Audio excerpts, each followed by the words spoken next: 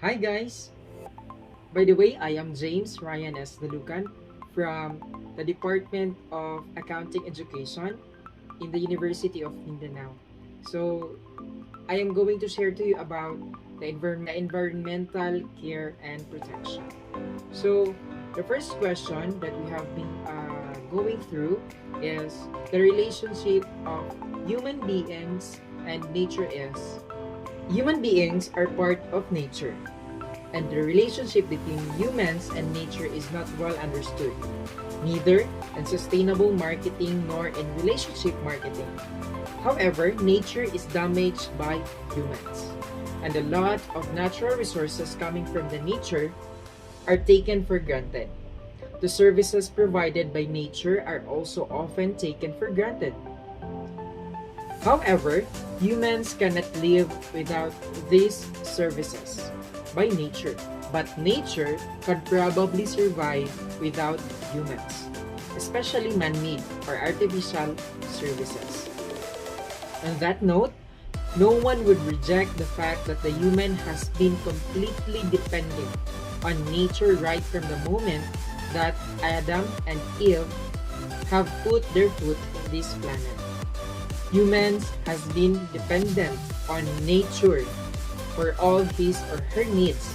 Hence, there had been a deep connection between human and nature.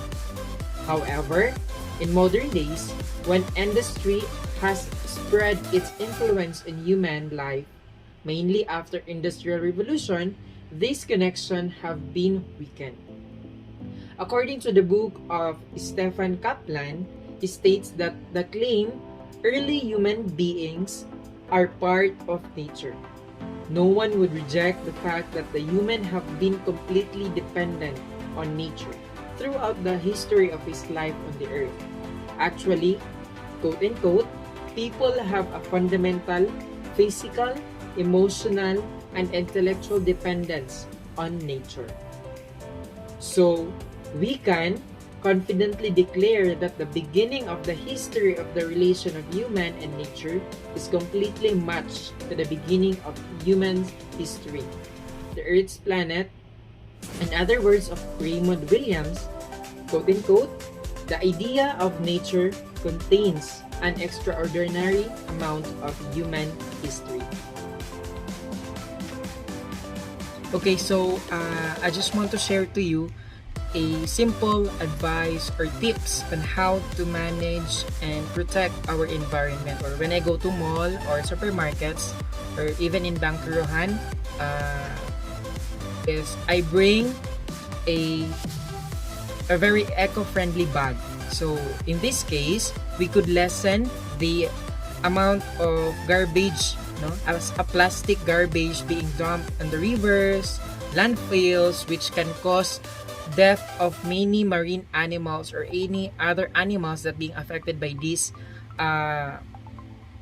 problem. So here is a eco bag. So this is the thing that I'm using when I'm go to mall or shopping. Then huwag tayong gagamit ng cellophane or even going to the mall or buying something. So only to we could just buy the eco bag instead of this one, because as you all know, it takes 50 years to decompose this kind of plastic, cellophane.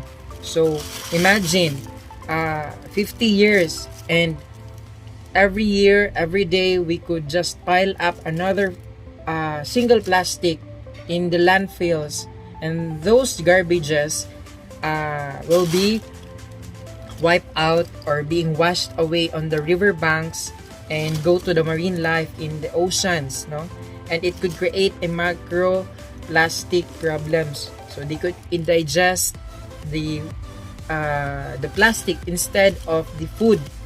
So at this moment, we're going to cook chop suey.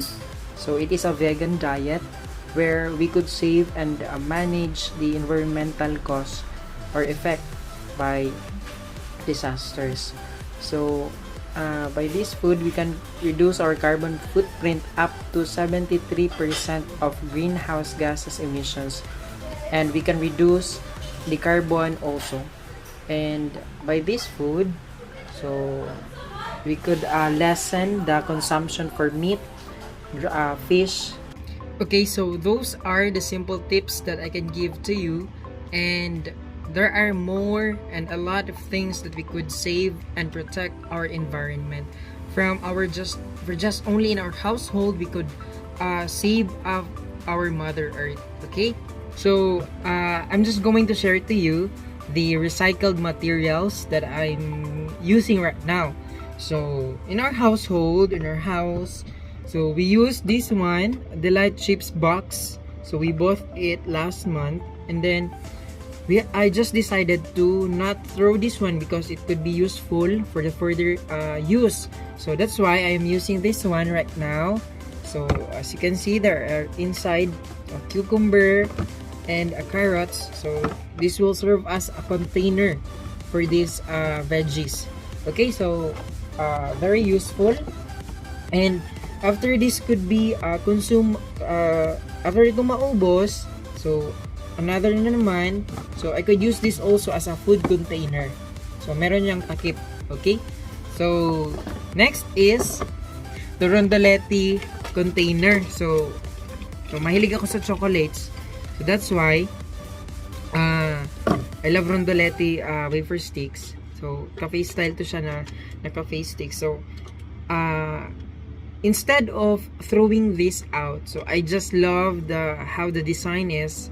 So and it has made its purpose. So lalagyan siya ng mga sandok, mga whisks, and then strainers and tongs and other ladles and spoons.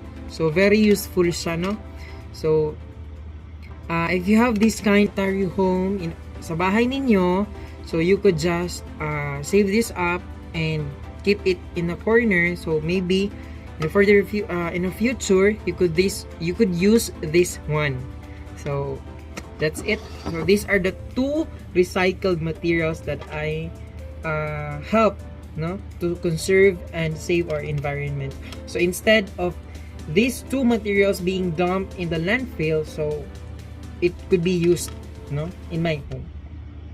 So that's it.